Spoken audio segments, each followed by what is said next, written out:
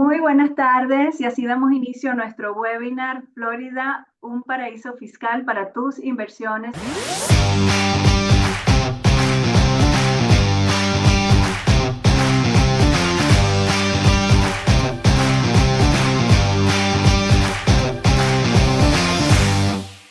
Yo soy Diana Palabra, asesora inmobiliaria internacional en la Florida y aquí estoy con mi colega Dubraska.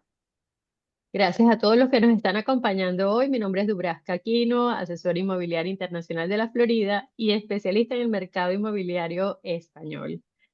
Hoy tenemos el privilegio de contar con un invitado muy especial, Patricio Fernández, CEO de Circle Club, con especialidad en fiscalidad internacional.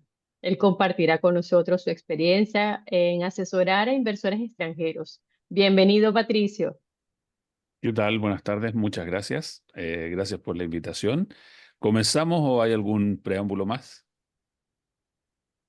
Bueno, solo quería decir que abordaremos uno de los temas más importantes que los inversores españoles deben de tener en cuenta a la hora de invertir en inmuebles en la Florida, que sería la planificación fiscal. Ok, bueno, a ver, antes de comenzar y solamente a modo de presentación, soy Patricio, CEO de Circle Club. Eh, Cuando Diana hizo una presentación especialista en fiscalidad internacional, eh, lo único que pudiera decir es que Estados Unidos es un país que aparentemente las regulaciones son muy simples, pero las regulaciones son bastante complejas. Y es muy común que cuando uno va a invertir, y a mí me pasó, yo soy chileno, y cuando me fui a vivir a Estados Unidos no entendía nada, y la verdad no entendía nada. Y tuve malas experiencias con el gremio de asesores fiscales, porque yo iba con negocios internacionales, pero los asesores fiscales conocen mucho de fiscalidad local, doméstica, cómo hacerle los impuestos a mí, a otra persona, pero cuando uno empieza a hablar de un tema de inversiones, es como que los meten a todos en una misma bolsa y los tratan todos de la misma manera. Siendo que lo bonito y lo interesante o lo atractivo que tiene Estados Unidos es que en realidad tiene reglas para cada uso y para cada situación. No existe una sola regla que podamos decir, así es para este caso, y todos se van a regir por la misma regulación. Y eso hace que sea uno de los mercados más atractivos porque podemos encontrar distintas regulaciones. Nosotros tenemos que elegir cuál es la que se acomoda a mejor a nuestra situación. Y de ahí parte un poco esa frase de la libertad de Estados Unidos, que la libertad no es de salir y decir, ah, soy libre, sino más bien un concepto de yo elijo lo que más me conviene de acuerdo a las opciones que tengo en el mercado. Y eso es una de las cosas más atractivas que tiene Estados Unidos. Bueno, y habiendo dicho eso, en nuestra compañía nosotros específicamente nos dedicamos a fiscalidad internacional, a que inversores, a que personas inicien negocios en Estados Unidos de la vía, por supuesto, por la vía legal, que optimicen sus impuestos. Hay varias regulaciones que permiten incluso tributar al 0%, y eso quizás hace un poquito de juego con el nombre de este webinar, que ¿es Estados Unidos o es la Florida un paraíso fiscal? Y bajo ciertas condiciones, por supuesto que lo puede ser. Bajo ciertas condiciones, por supuesto que lo puede ser. Ahora, que también hay otras que hay que pagar impuestos, sí hay que pagar impuestos, y no sé si para tirar el jarro de agua fría inmediatamente, cuando hacemos real estate hay que pagar impuestos. Sí, pero, pero mucho menos de lo que pagaríamos en cualquier otra jurisdicción y y con la seguridad de la seguridad jurídica y la constancia legal que ofrece Estados Unidos. En Estados Unidos no hay cambio. En las últimas regulaciones que han habido no afectan directamente a los mercados ni de real estate ni de inversiones. Tangencialmente hubo una reforma de impuestos en el año 2017 con el presidente Trump, pero que finalmente no significaron grandes impactos a ojos de inversores, sino que subieron un puntito más por acá, que subieron un puntito más por acá y algunos temas de impuestos que se estaban perdiendo. Pero bueno, no me voy a meter en esa área, entonces hablamos específicamente, independientes si deciden hacer algo con nosotros o con cualquier fiscalista que ustedes tengan, asegúrense que el fiscalista que los va a atender entienda qué es la Fiscalía Internacional, entienda por lo menos algo de la regulación del lugar de donde ustedes provienen, porque ese resultado de la compañía pudiera tener mucho impacto o muy poco impacto en lo que vaya a suceder con con ustedes en su situación tributaria, específicamente con España, que es uno de los países más duros en términos de tributación. ¿Te parece si comenzamos con la presentación? Y bueno, cabe Adelante. destacar también, Patricio, que estamos hablando de la tributación en Florida y que cada Ujú. estado tiene sus leyes diferentes. eh, y bueno, solo quería aclarar eso también. Pero, perdona, ya que te metiste en ese punto, dos cosas. Primero, nosotros tenemos dos niveles de impuestos. Uno que es el nivel de impuesto federal, que es el impuesto país, y luego tenemos el impuesto estatal, que lo cobra cada estado. En Estados Unidos son 50 estados distintos y cada uno tiene reglas y más reglas y más reglas. Por lo tanto, la clave del buen éxito está elegir un estado que, primero, una buena estrategia federal, que es el impuesto país, y luego, ojalá elegir un estado donde la tasa del impuesto sea al 0%, como es el caso de Florida, y eso ya hace que el negocio parta con un 7% y más de un beneficio mayor porque no tienes que considerar el impuesto estatal. Que, por ejemplo, mucha gente siempre dice, Nueva York, Nueva York, Nueva York. Nueva York es el peor estado para hacer negocios. Si alguien quiere Nueva York, perdón, pero es el peor estado para hacer negocios porque es altamente burocrático, tiene impuesto a la ganancia corporativa del 11%, misma cosa de California. Entonces, siempre la mejor ecuación es buscar qué jurisdicción me ofrece seguridad y bajos impuestos. Y bajo esa lógica, Florida lleva las de ganar. Otro estado muy bueno, pero estoy seguro que ninguno de tus inversores van a ir a comprar, porque yo tampoco lo haría, es en Alaska. Claro que no. No. Dale. Entonces, parto Bueno, con... Sí, dime. Puedes compartir la comencemos. pantalla, Patricio, ya tienes Vale, acceso. vale. Voy a compartir la pantalla. Esta presentación, en realidad, como les comenté, le habíamos puesto originalmente por título ¿Es Estados Unidos un paraíso fiscal? Y sociedades LLCs como vehículo de inversión. Antes de comenzar, debiéramos decir que la mejor manera de poder iniciar un negocio en Estados Unidos es a través de una LLC por las ventajas en términos de impuestos y por las ventajas que tienen también a la hora de las deducciones, que vamos a ver un poco más adelante. Por lo tanto, debo decir que comprar un inmueble, tanto para vivir como para, salvo que sea primera renta, primera vivienda, y que te quieras acoger algún tipo de beneficios, pero eso es principalmente para residentes. Todo el resto a través de LLCs por la sociedad, la protección jurídica que te entrega. Bajo ciertas condiciones, Estados Unidos puede ser un paraíso fiscal más grande del planeta. Sí, curiosamente lo es. Hay específicamente un tipo de compañías que no tributan en Estados Unidos. Recién, hace unos pocos días atrás, estaba viendo las estadísticas del último censo económico de compañías que hubo y hay 5 millones de compañías de extranjeros que no están afectas a tributo en Estados Unidos. Y siempre me preguntan, ¿y qué gana Estados Unidos con que haya modelos de compañías que no tributan? Y la respuesta es bastante simple y la respuesta la da ese censo. Al día de hoy hay 5 millones de compañías de extranjeros no afectas a tributo en Estados Unidos. Se calcula que cada una de esas compañías hicieron el Instituto de Estadísticas de Census, hizo una media de que cada una de esas LLCs tenía algo así como $50.000 en banco. Y si nosotros hacemos una matemática tan simple como 5 millones de LLCs por $50.000, nos encontramos con una cifra que es un poquito escalofriante y que son 250 billones de dólares o 250.000 millones de dólares que están depositados en la banca americana. Y si alguien me dice que eso no es un buen negocio, no sé yo cómo pudiera calificarlo. Por lo tanto, cuando Estados Unidos dice hagamos bajos impuestos, hagamos facilidades, no es porque Estados Unidos sea tan buena persona, es porque realmente es un buen negocio. Y yo creo que, y siempre lo digo, que el tío Sam es un excelente deal maker. ¿Ok? A ver, cuando yo hablo que es un paraíso fiscal, pero en realidad no todas las personas caen dentro de la categoría de paraíso fiscal. Nosotros, los residentes fiscales americanos, sí estamos sujetos a tributación como cualquier ciudadano de cualquier otro país del mundo.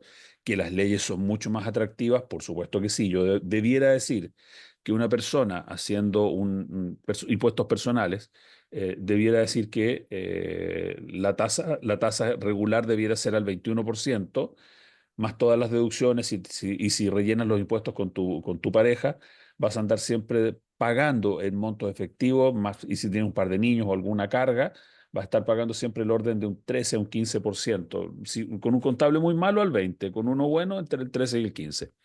Por lo tanto, nosotros los residentes fiscales estamos sujetos a pagar impuestos como cualquier lugar, pero al mismo tiempo para los inversores hay estrictos controles a fin de combatir el crimen organizado y lavado de activos. Cuando hablamos de crimen organizado, estamos hablando específicamente de malversación de fondos, corrupción, lavado de activos, blanqueo de capitales. Eso es un tema que Estados Unidos le pone mucho, mucho énfasis e interés. Ahora, ¿qué pasa con los extranjeros? Un extranjero que monte una LLC pudiera no pagar impuestos en Estados Unidos si se aplica la condición de que esa LLC no esté enganchada en comercio o negocio dentro de Estados Unidos. ¿Qué significa comercio o negocio dentro de Estados Unidos? Vender algún producto físico, tener alguna tienda, o que yo, como negociante, desarrolle la actividad comercial en suelo americano. Si yo hago la actividad comercial dentro del suelo americano, esa LLC va a tributar en el impuesto federal. Y aquí nos encontramos con la casuística de que cuando yo me compro una casa, esa casa, ¿dónde está localizada físicamente? Está localizada dentro del territorio americano, por lo tanto, la fiscalidad, por lo tanto, ya le genera la obligación fiscal porque está enganchada en comercio y negocios dentro de Estados Unidos. Por lo tanto, esa es la razón por la cual una propiedad paga, porque como los impuestos son territoriales, si tú tienes un negocio que es netamente territorial, va a tener que tributar el suelo americano. Recordemos, está el federal y el estatal, clave para el éxito, que el federal no tenemos cómo salvarnos, podemos hacer algunas optimizaciones con ellos, pero idealmente buscar un estado como Florida, que es el mejor estado, eh, que tiene una tasa de impuesto a la ganancia corporativa estatal del 0%. ¿Qué es una LLC? Una LLC es una empresa de responsabilidad limitada que separa la responsabilidad civil de sus propietarios, que separa la empresa de sus propietarios. Evita que los individuos tengan responsabilidad sobre pérdidas financieras y, responsabilidad, y también responsabilidad sobre las deudas de la compañía.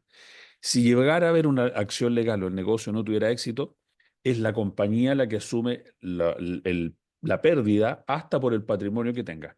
Yo siempre uso este ejemplo que creo que es uno de los mejores ejemplos. Tengo dos escenarios. Tengo escenario uno, tengo en una LLC dos casas. Y en el escenario 2 tengo esas dos casas y cada una en una LLC. Voy al escenario 1.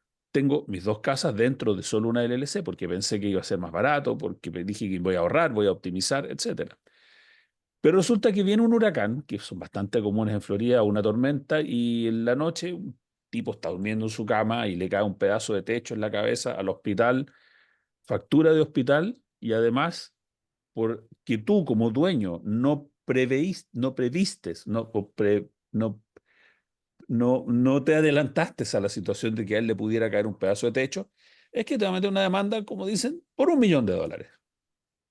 ¿Y qué es lo que va a pasar? Y tus casas valen, entre las dos suman $1.000.000. Entonces, como la liability, la responsabilidad penal, perdón, responsabilidad civil, se produjo en la casa número 1 y él te demandó por 1.000.000, vamos a decir que tu casa 1 cuesta 500, la casa 2 500, y él te demandó por 1.000.000, ambas se van a sumar y el tipo se va a quedar con tu patrimonio porque la liability te la endosó a ti, y como el patrimonio de la LLC era por 1.000.000, tú te tienes que comer y perder todo tu patrimonio por la responsabilidad que pasó dentro de una casa, no dentro de la segunda. Pero si tenemos el siguiente escenario, que tenemos dos LLC separadas, cada una con su casa.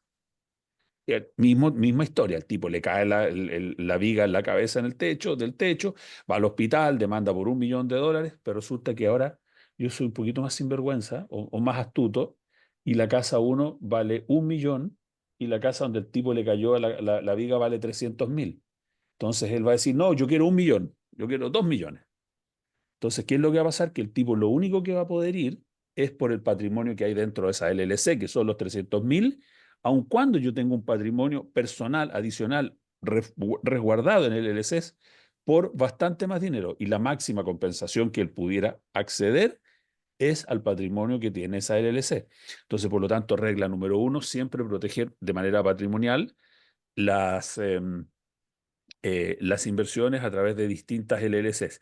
A ver, yo estoy contando un caso extremo, llevándolo un poco a la exageración, pero es posible que uno pueda tener dos casas a través de una LLC, por supuesto que sí, pero si ya empezamos a hablar de 1 millón hacia arriba o un par de millones hacia arriba, o estamos teniendo ya empezar a armar una estructura un poco más grande, nunca todos los huevos en la misma canasta y ahí empezar a pensar en la estructura de una holding, que puede ser una figura bastante más astuta en términos de responsabilidad civil. Ok, la LLC es la estructura más común. Compañías como BlackRock, yo me imagino que ustedes no sabían que BlackRock era una LLC. Nadie sabe que Google también es un LLC. Apple también es un LLC. Amazon Services LLC. Mercedes-Benz Estados Unidos también es LLC. Y así la lista sigue y sigue y sigue porque es la mejor estructura a ojos de responsabilidad civil, sobre todo las compañías que tienen un tema de responsabilidad civil, perdón, y por la baja tributación que tiene una LLC. Una LLC, si nosotros armamos un holding, una estructura holding, y ponemos una sociedad anónima arriba y ponemos una LLC, la que va a tener mayores beneficios tributarios va a ser una LLC versus una sociedad anónima, pero no me voy a meter en ese tema ahora. Vamos a lo que importa. ¿Estados Unidos es un paraíso fiscal? Por supuesto que sí lo puede ser. Y yo creo que uno de los más grandes del planeta. Tipos de LLCs a efectos de impuestos, y esto es bien importante. Yo les hablé que había un modelo de compañías que era los que hacen entrar los 250 billones de dólares solamente por depósitos, dineros depositados en banco y que no generan ningún tipo de interés para el propietario de esos dineros.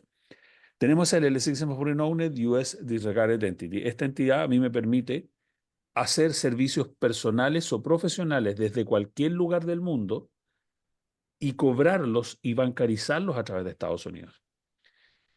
Puede que ustedes piensan que no tiene mucho que ver con el modelo de inversión del que estamos hablando de real estate, pero al final me van a entender que este modelo de la foreign owner puede ser un excelente vehículo para que tú puedas empezar a capitalizar dentro de Estados Unidos a fin de luego pasar un proceso de compra.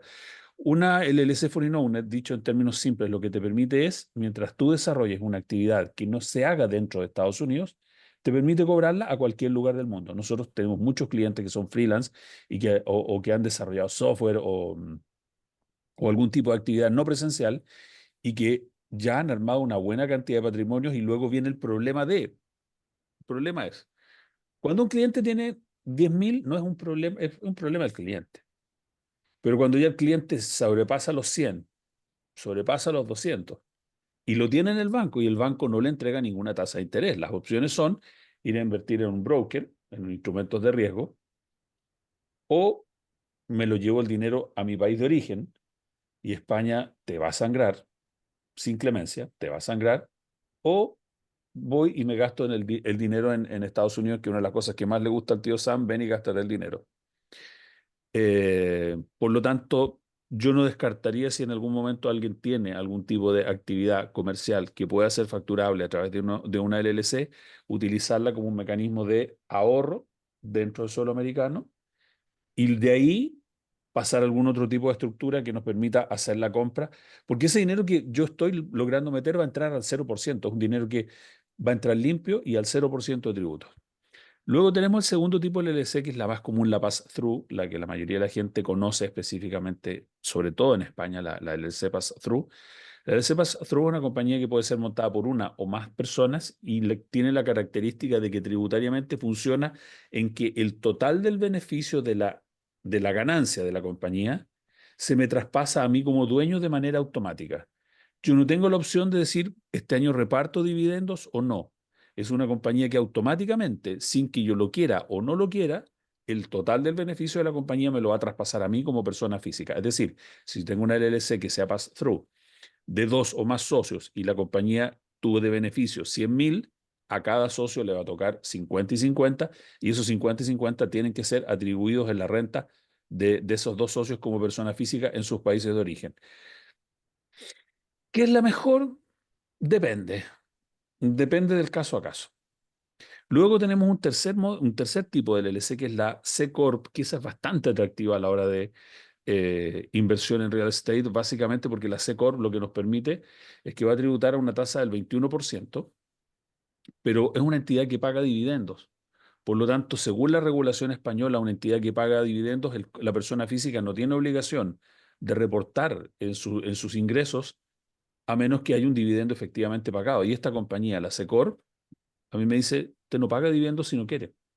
Y por lo tanto, y me permite reinvertir el beneficio en seguir haciendo crecer el patrimonio corporativo y puedo seguir reinvirtiendo indefinidamente mi patrimonio. Mientras que la pass-through no me permite la opción de reinversión. La pass-through siempre me dice, repártase el dinero y váyase. Yo no quiero saber de usted hasta el próximo año. Repártaselo y váyase.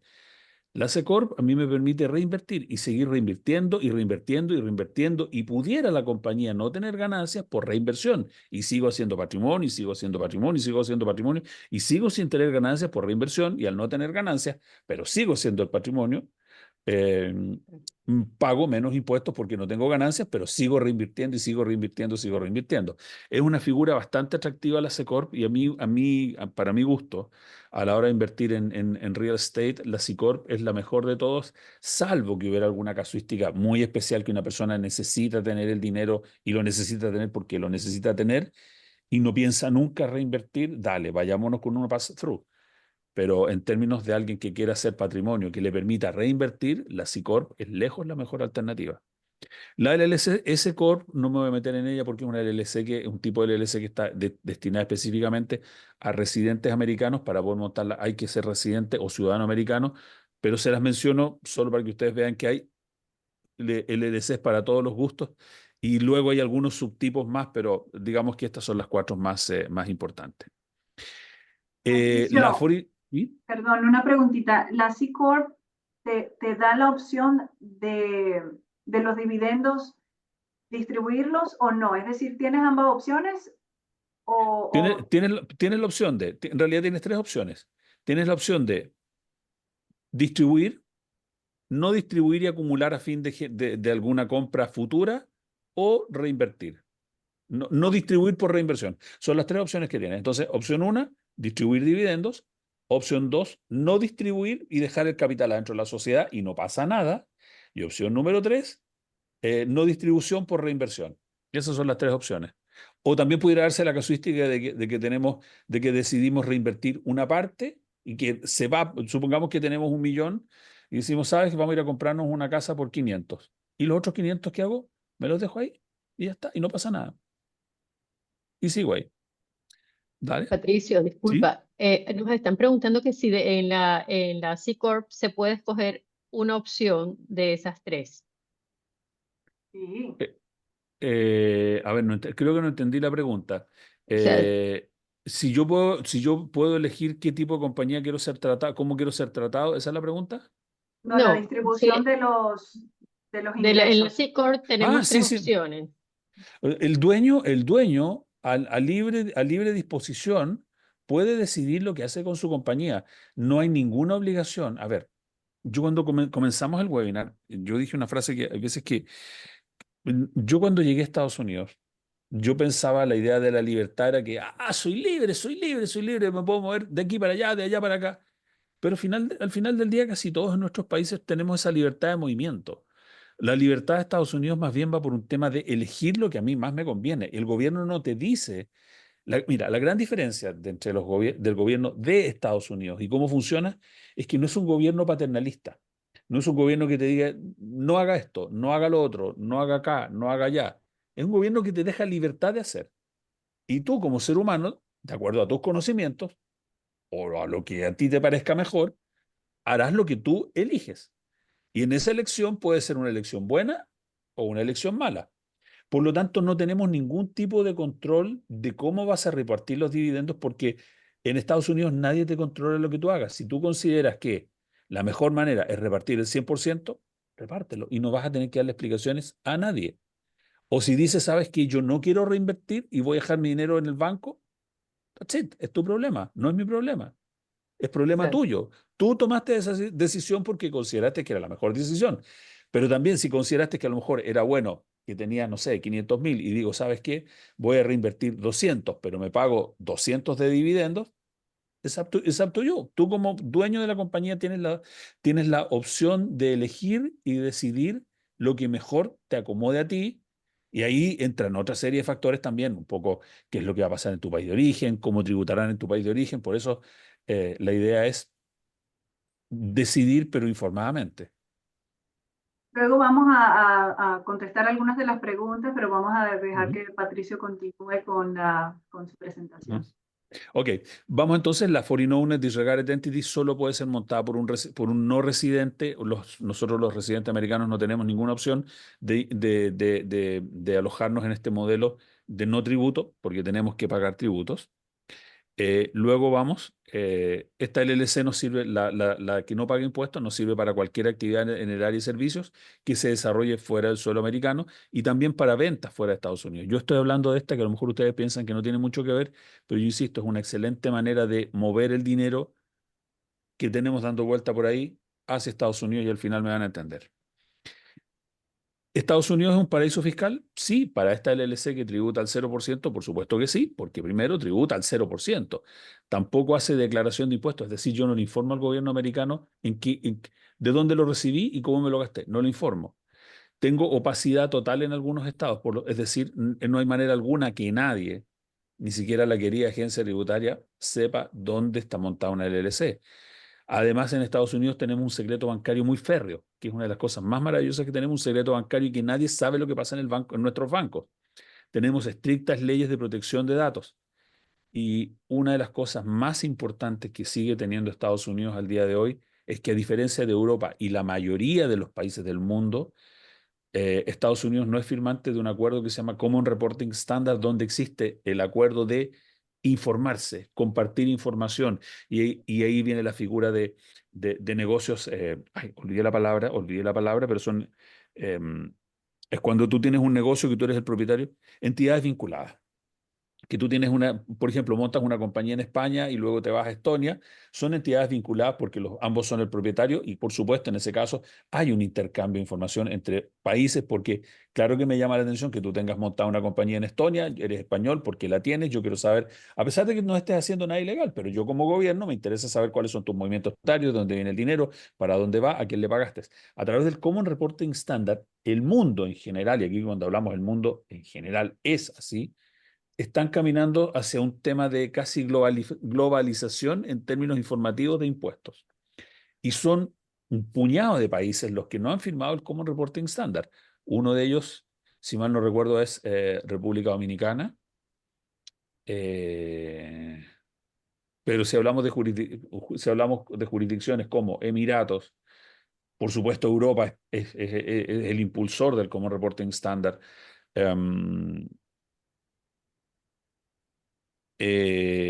Bueno, no lo recuerdo en este momento, pero uno de los pocos países, por eso digo un puñado, de los que no son firmantes de este Common Reporting Standard, está Estados Unidos. Por lo tanto, a Estados Unidos, al no ser miembro de este club de intercambio de información, Estados Unidos les dice, ¿sabe qué? Yo como soy el dueño del sistema de las transferencias a través del sistema SWIFT, yo recaudo toda la información que ustedes me den porque todas las transferencias pasan por mí. Por lo tanto, yo necesito que ustedes me den toda la información, pero ¿saben qué? Yo a ustedes no les doy nada. A mí no me interesa ni el euro, ni el yen, ni el franco suizo, nada. Yo no les doy nada. Y como yo soy el controlador de la moneda mundial, me da lo mismo lo que ustedes quieran hacer. Es un poco matonesca la postura del tío Sam, pero es lo que es.